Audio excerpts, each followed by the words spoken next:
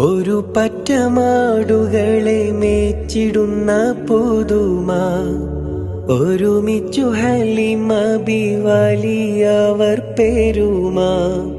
ഒരു ദിനം മേച്ചിടുമ്പോഴുള്ള കഥ മഹിമ മഹിമപ്പൊൻ പുതുമ പുതുമപ്പൊൻ മഹിമ മഹിമപ്പൊൻ പുതുമ പുതുമപ്പൊൻ മഹിമ പ്രവാചക റസൂലുള്ള തങ്ങളെ ചെറുപ്പത്തിൽ ഹലിമ ബി വസതിയിലാകുമ്പോൾ പലവിധ